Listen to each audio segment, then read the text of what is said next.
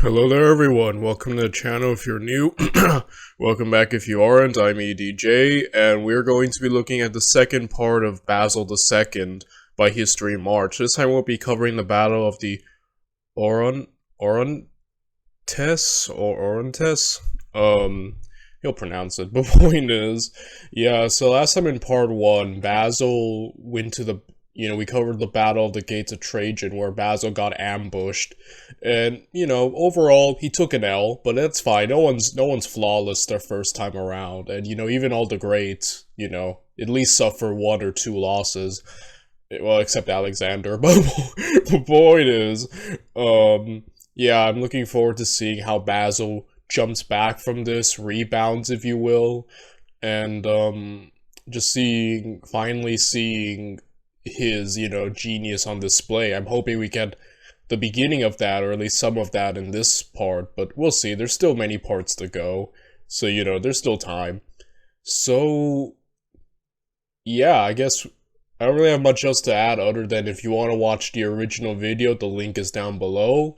Without any further ado, let's get to it. Let's watch this battle, Basil Part 2 by HistoryMarche. Oh, dang it.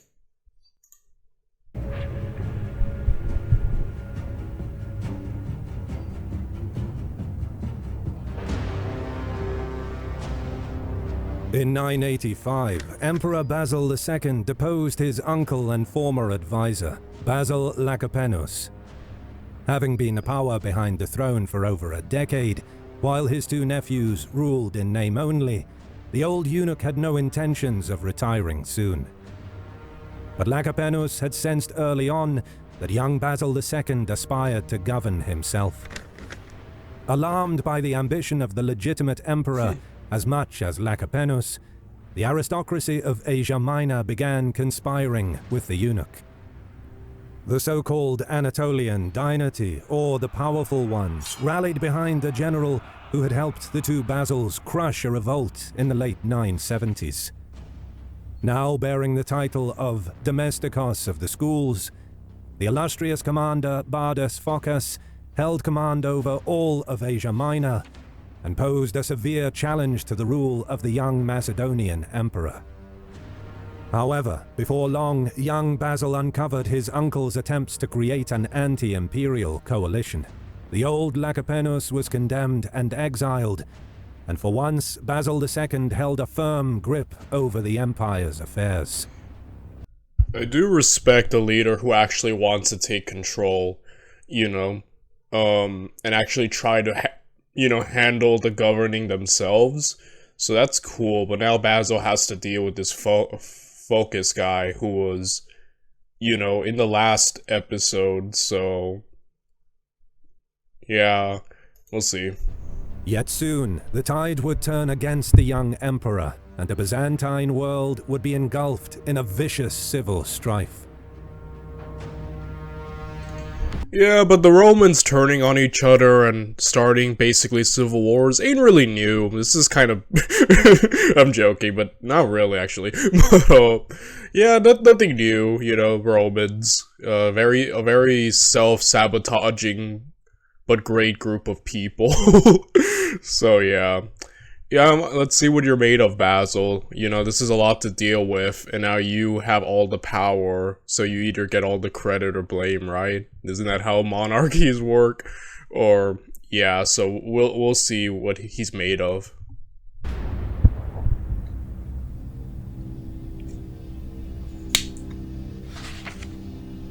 Having hoped that his first Bulgarian expedition would bolster his reputation, Basil's military inexperience achieved the exact opposite. The emperor's position couldn't have been more precarious after the debacle at the Trajan's gates in August 986. Worse, after the deposition of his uncle, the emperor was bold enough to demote several influential officials. Most importantly, Bardas Phocas, who now, at least on paper, commanded only the city of Antioch and its surroundings. However, the entirety of Asia Minor was loyal to their former commander. Joining Phocas's anti-loyalist camp were Leo Melicinos, whose hasty retreat had caused a disaster at Trajan's gate, and the former governor of Italy, a man named Delphinus. Around the same time, Bardas Skleros, the former rival of Bardas Phocas, arrived in Meliten from Baghdad. This time, however, the old general was here on the invite of Phocas. The two men had negotiated a truce, and Skleros soon headed towards Cappadocia, where his small force of Arab tribesmen and Armenians could link with Phocas's large army. Upon arriving in Caesarea, however, old Skleros was captured and imprisoned. Having eliminated a potential threat to his power, Bardas Phocas proclaimed himself emperor. Oh man. Typical Roman traitor, right? Reminds me of the crisis of the 3rd century where everyone would just declare themselves emperor. But, I'll say that was underhanded. But, overall, smart in the sense that Phocas got rid of a potential threat, so have to give that to him. Underhanded, but effective. So yeah, I'm just wondering, so much is under his, basically, influence. I wonder how Basil could rally an army worthy enough to handle this situation if he has to fight. Because he just lost last one at the Battle of the Gates of Trajan, so yeah, that's kind of on my mind right now.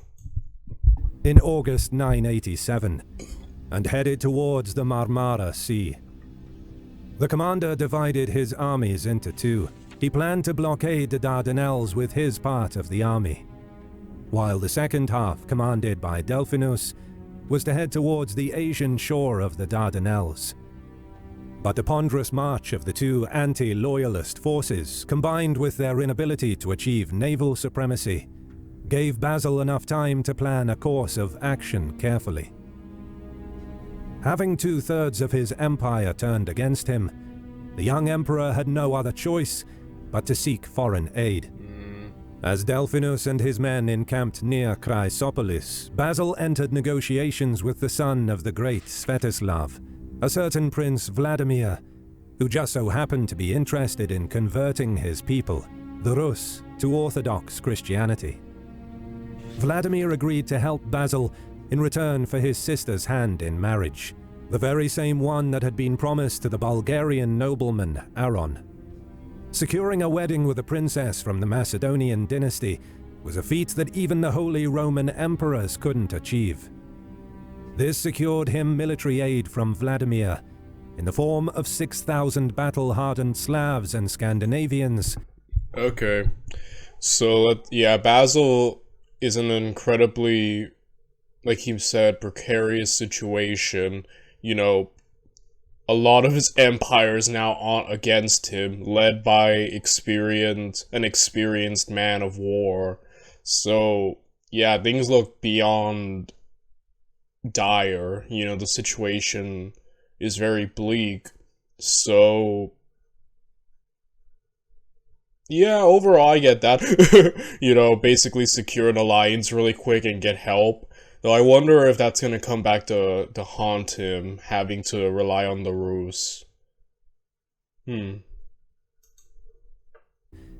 headed for the Golden Horn to join Basil's army. Although marrying off his sister to a foreign heathen may have been a blow to the family's prestige, the emperor knew that the balance of the civil war and his place on the throne hung on this union. By December 988, an army of 6,000 battle-hardened Slavs and Scandinavians anchored in the Golden Horn. Join large-scale battles with military vehicles. The online action game War Thunder has received a major update.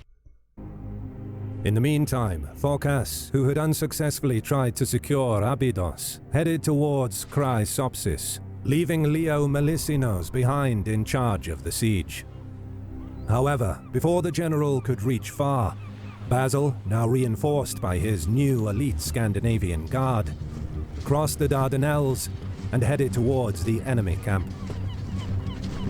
On an early January morning, a squadron of Basil's men sprayed the shore near Delphinus's base with Greek fire, denying the anti-loyalists a way out.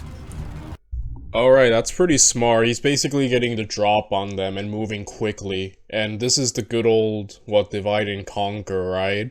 They're not linked up, and Basil's gonna take them on separately.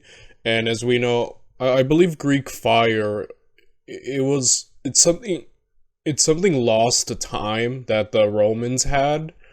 And yeah, I think it's lost to time, but that it would burn and not be put out that easily. I forget the specifics, but it is very unique. And I know that it was lost to time and history. But yeah, the fact they just did that is, yeah, overall very good ambush. Basil's main army quickly routed their challengers in a short and decisive clash. Delphinus was impaled alive in what would become the first of Basil's many gruesome punishments. In the meantime, a small loyalist army led by the Armenian Gregory Taranites ravaged the rebel-controlled territories. But upon reaching the Euphrates River, the Armenians were defeated by Phocas's son, who commanded an army of fresh recruits, generously delivered by the Georgian kingdom of Tau. Unfortunately for Nikephoros Phocas, when rumors of the defeat at Chrysopolis spread throughout Anatolia, his men deserted en masse, returning to their Georgian homeland.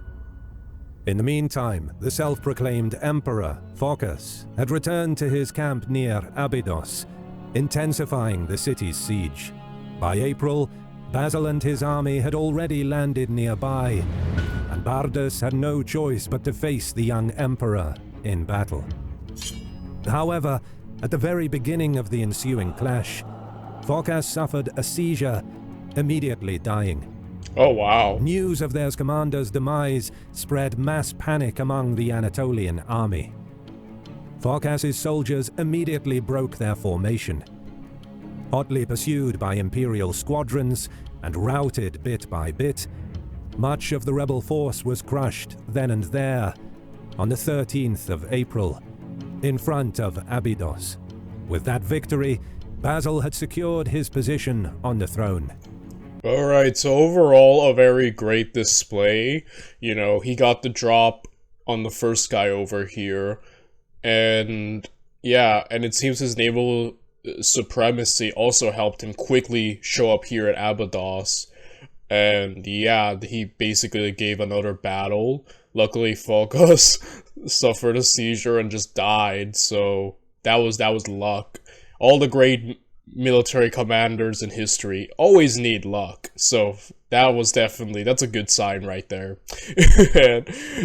and so yeah, Basil has so far dealt with that pretty fast and effectively. That's pretty good. I don't know. I'm having a little bit of, I'm almost wanting to have a bit of hope that his story ends well, because every story we've covered from all these great military leaders are kind of very sad endings, you know, from Napoleon's exile, Caesar's assassination, Alexander the Great's untimely death. Yeah, these guys don't have happy endings, I think. These military commanders and, you know, they don't have happy endings. I guess Genghis Khan? Well, no, wait, that series hasn't come in this channel yet, but point is, I'm kind of hoping that maybe Basil might be the one to break the trend. I don't know. I guess we'll see, but overall, we'll get there when we get there. For the most part, very good job on his part. In an unusual display of mercy, much of the rebel command, including Leo Melisinos, lived to see another day. Basil's dealings in Anatolia weren't over, however. In Cappadocia, Skleros was released from captivity and put in charge of the rebellion. Old and half-blind, the senior general secured a truce with Basil, ending the revolt and retiring in Thrace. The final holdout of the rebellion, the city of Antioch, surrendered soon after. With the rebellion crushed, Basil led a campaign against the king of Tau, David III, who had supported Phocas's revolt. Furthermore, the old monarch had used the chaos of the civil war to put his nephew Bagrat on the throne of the neighboring kingdom of Abkhazia. David had named his relative an heir to his kingdom, meaning that the two Georgian kingdoms of Tau and Abkhazia were to merge upon his death. This troubled Basil II, who forced King David to accept his peace terms after a brief and poorly recorded campaign. The old monarch was to keep his crown on one significant condition. Basil was to be adopted by David and named heir to his kingdom. And thus, almost effortlessly, Basil had secured the incorporation of an entirely new province the size of Cilicia. Dang, that is smart. Basically, he just won land right there. Alright, that was pretty shrewd, but pretty smart. Grow the kingdom, right? And he did it through basically adoption, so inheriting that. So yeah, pretty smart on Basil's end. He's so far tackling everything very well. By late 989, the emperor had already returned to Constantinople. Now he could finally focus on what would become his life's work: restoring the old Balkan provinces of the empire and defeating Samuel of Bulgaria once and for all. Slowed down by a year due to an earthquake in Constantinople, Basil finally departed for Bulgaria in 991. The emperor's strategy was to spend as much time as possible in Bulgaria's heartland, Macedonia. Reinforced by his small Varangian army and a massive regular army, the emperor invaded Bulgaria. Instead of inflicting a single crippling defeat on Samuel, the Romans relied on a more time-consuming but less risky course of action, gradually reducing Bulgarian strongholds in Macedonia over the course of many months. On the other hand, Samuel decided to leave only a tiny defensive force in Bulgaria, knowing that the rugged terrain of Macedonia would do much of the defense for him, and decided on an offensive strategy. He besieged and captured Byzantine strongholds around Thessaloniki, Dyrrhachium, and Thessaly. However, Basil's initiative in Macedonia was marked by great success. By 992, much of western Macedonia was in Byzantine hands. The major stronghold of Varia was reconquered, and Bulgaria's eunuch, Tsar Roman, was captured during a minor confrontation. As you may remember from our previous episode, Roman was the brother of Boris II, who had been arrested and dethroned by Emperor John Zimisces in 971. The two brothers had escaped from Byzantine captivity. However, only the castrated Roman had made it to Sredets, where he was proclaimed Emperor of Bulgaria. Roman's title was mostly symbolic, as many of the roles of a monarch were filled by Samuel. Sources are dubious about Roman's fate after his capture in 991. Some claim that the Bulgarian Tsar died in captivity, while others state that the Tsar was handed out a governorship in Anatolia, the latter being more likely. After the successes of 991, Basil continuously wintered in Bulgaria for the next 3 years, gradually capturing fortress after fortress. In the meantime... Yeah, it's interesting that Basil doesn't want to give a decisive big victory. He's going through this very much slower, more cautious route. It's working for him, though. As we saw from last video, Samuel and his brothers were very formidable in their own right. And, you know, handed a young Basil, you know, his first major, like, L, so... Maybe, I'm wondering if that's playing a part in his cautiousness, or... I don't know. But overall, things seem to be going well. I wonder if Samuel is going to have to be forced to try to confront Basil and give him a pitched battle, if you would. Samuel's offensive efforts also proved fruitful, with the Bulgarians seizing multiple border strongholds, including the major city of Dyrrhachium. In the end, luck turned out to be on Samuel's side, when disturbing news from the east forced Basil to return and winter in Constantinople in late 994. While Basil was gradually reducing Bulgarian control over Macedonia, a war over the Byzantine vassal emirate of Aleppo was in full motion. This conflict had ended poorly for Basil's Duke of Antioch, an old general named Michael Baucis. In the years prior, the emperor had refused to appoint another Domestikos of the East, fearing another rebellion. Instead, Basil delegated the duties of protecting the Asian frontier to the Duke of Antioch. This made for a sluggish Byzantine reaction to significant eastern threats, as Baucis had to turn directly to Constantinople for assistance. The Fatimid Caliph Al-Aziz exploited this situation, vigorously attempting to transform the Emirate of Aleppo into yet another province in his transcontinental empire. To accomplish this task, the Caliph appointed Manu Takin, one of his most talented generals, as governor of Damascus. Starting in 992, the Turkic general would frequently invade the Arab Emirate of Aleppo, defeating General Baucis in 2 encounters and capturing the major fortress of Apamea. Yet, Aleppo's residents vigorously resisted Takin's attempts to siege their capital city.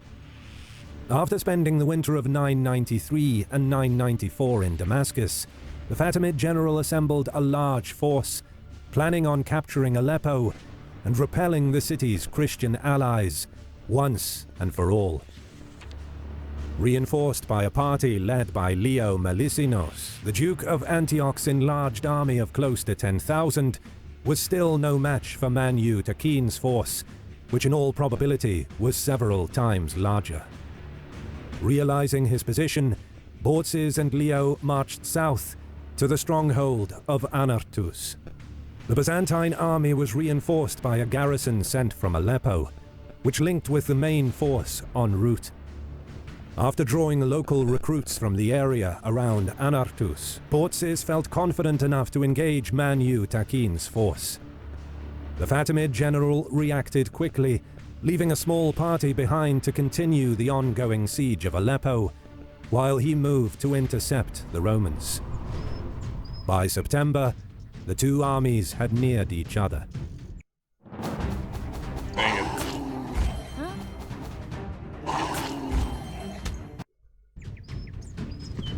Michael Baucis and Melisinos had taken position next to a ford on the Orontes River.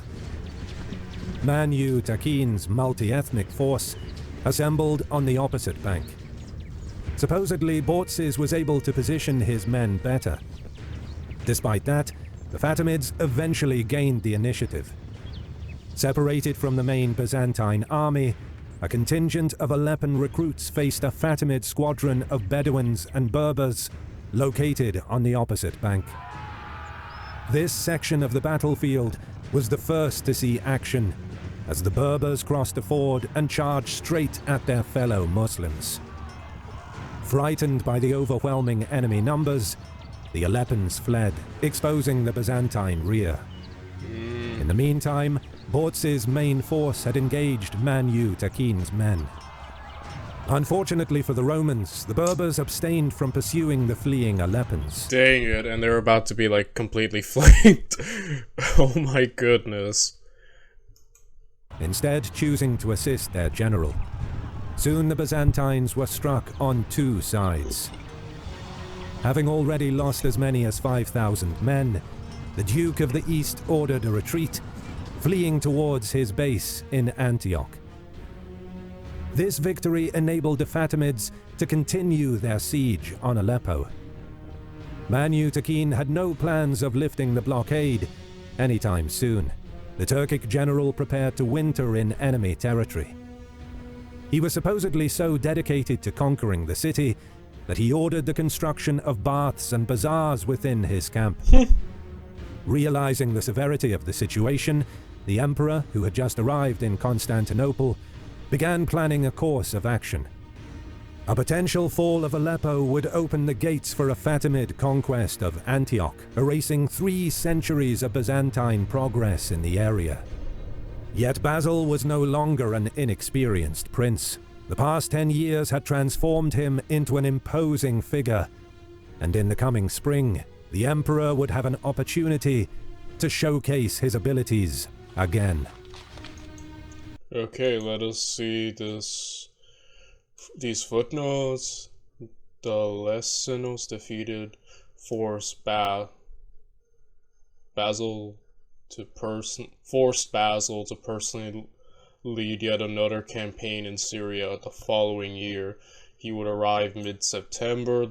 The rebellious Bardas Phocas was a member of a prominent Cappadocian family and the nephew of Emperor Nicephorus II. Phocas. Footnote 3, Fatimid Caliph. Yeah, no, I'm not getting that. But farthest reaching diplomatic mission was the Song China. Captain Damyat reached. Oh my goodness. So he reached Song. Oh my goodness. I apologize. I'm hesitant to even try to pronounce anything related to Chinese. But he presented the Caliphi's gift to the Chinese emperor. This reestablished diplomatic relations between Egypt and China that had been long lost during the collapse of the Tang dynasty in 907. Alright, so we're seeing the rise of Basil, mainly his great exploits in quelling the overall rebellion of a lot of his kingdom. So that was a very good opening. I'm starting to see, the skill. His campaign in Macedon was going pretty alright, but now he has to go back and fight in Syria, so yeah, we'll see how that goes. But overall, yeah, I'm starting to see a lot of good qualities for Basil. And I'm really looking forward to seeing just how he develops. I want to see, I guess, some really big W's overall. And yeah, I just kind of want to fully see the hype of this man. And I just got a little bit of that this time. I'm like, alright, great job. His handling of the rebellion was very effective and very quick. So yeah, looking forward to seeing how he handles this this problem down here in the east. And yeah, I guess I'll be jumping to that right now. So I will be seeing you guys in the next video. And yeah, bye everyone.